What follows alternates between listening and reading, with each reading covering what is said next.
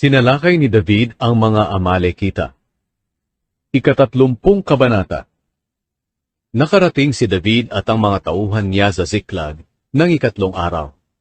Sinalakay ng mga Amalekita ang Negeb at Ziklag.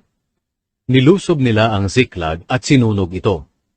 Pinihag nila ang mga babae at ang lahat ng tao dito, bata man o matanda. Walang pinatay kahit isa. Pero binihag nila ang mga ito sa kanilang pag-alis. Nang makarating si David at ang mga tauhan niya sa Ziklag, nakita nila na nasunog na ang kanilang lugar, at ang kanilang mga asawa at anak ay binihag. Kaya si David at ang mga tauhan niya ay umiyak ng husto, hanggang maubusan sila ng lakas dahil sa pag-iyak.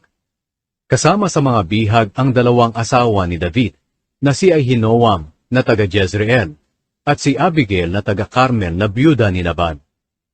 Sobrang nag-alala si David dahil masama ang loob ng kanyang mga tauhan sa pagkabihag ng mga asawa at anak nila, at balak nilang batuhin siya. Pero pinalakas siya ng Panginoon na kanyang Diyos. Kaya sinabi ni David sa paring si Abiatar na anak ni Ahimelech, "Dalhin mo sa akin ang espesyal na damit ng pari." Dinala nga ito ni Abiatar sa kanya. Nagtanong si David sa Panginoon, "Hahabulin ko po ba ang mga sumalakay sa amin? Matatalo ko po ba sila?" Sumagot ang Panginoon, "Oo, habulin mo sila. Siguradong matatalo mo sila at maililigtas mo ang mga bihag." Kaya lumakad si David, kasama ang 600 niyang tauhan, at nakarating sila sa lambak ng Besor. Nagpaiwan doon ang 200 niyang tauhan, dahil pagod na sila para tumawid pa sa lambak. Pero nagpatuloy si David sa paghabol kasama ang 400 niyang tauhan. Nakita ng ilang mga tauhan ni David ang isang Ehipsyo sa bukid. Dinala nila ito kay David, at binigyan nila ng tubig at tinapay. Binigyan din nila ang Ehipsyo ng kapirasong tuyong igos, at 2 tumpok ng pasas. Dahil 3 araw na siyang hindi kumakain, ni umiinom. Pagkatapos niyang kumain, nanumbalik ang kanyang lakas. Tinanong siya ni David, "Sino ang amo mo? Taga saan ka?" Sumagot siya, "Isa po akong Ehipsyo, at alipin ng isang Amalekita.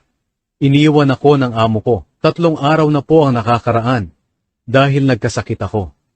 Bigla po naming sinalakay ang mga Kereteo sa Negeb, sa lupain ng Huda, at ganoon din ang katimugang bahagi ng Negeb, na tinitirhan ng mga angkan ni Caleb. Sinunog din po namin ang Ziklag." Nagtanong si David sa kanya, "Masasamahan mo ba kami sa mga taong bumihag sa pamilya namin?" Sumagot siya, "Opo, kung maipapangako nyo sa pangalan ng Diyos na hindi nyo ako papatayin, o ibabalik sa aking amo, sasamahan ko po kayo sa kanila." Kaya sinamahan ng Ehipsyo sina David sa mga Amalekita. Doon, nadatnan nila ang mga Amalekitang nakakalat na kumakain, umiinom, at nagkakasayahan, dahil marami silang nasamsam sa lupain ng mga Pilisteo at Huda. Sinalakay sila ni David at ng mga tauhan niya, mula sa paglubog ng araw hanggang sa kinagabihan ng sumunod na araw. Walang nakatakas sa mga Amalekita, maliban sa 400 kabataang lalaki na sumakay sa kamelyo nila at tumakas. Nabawi ni David ang lahat ng kinuha sa kanila ng mga Amalekita, pati ang 2 niyang asawa. Walang nawala, bata man o matanda, lalaki man o babae, o kahit ano sa mga nakuha ng mga Amalekita. Nabawing lahat ni David ang mga ito. Pagkatapos nakuha rin niya ang lahat ng tupa at baka, at pinauna ng mga tauhan niya ang mga hayop na ito, sa harapan ng iba pang mga hayop habang sinasabi, "Ito ang mga samsam para kay David." Nang makarating na sina David sa lambak ng Besor, sinalubong sila ng 200 niyang tauhan na hindi nakasama dahil sa sobrang pagod. Lumapit sina David sa kanila at binati niya ang mga ito. Pero may masasama at walang silbing mga tauhan na nagsabi, "Hindi sila dapat bigyan ng bahagi ng mga nasamsam natin sa Amalekita, dahil hindi naman sila sumama sa atin. Kunin na lang nila ang mga asawa at anak nila at umalis na sila." Sumagot si David, "Mga kapatid, hindi tama iyan. Huwag ninyong ipagdamot ang ibinigay ng Panginoon sa atin. Iningatan niya tayo at tinulungang magtagumpay sa ating mga kaaway. Sino sa tingin ninyo ang makikinig sa inyo? Dapat bigyan ng lahat.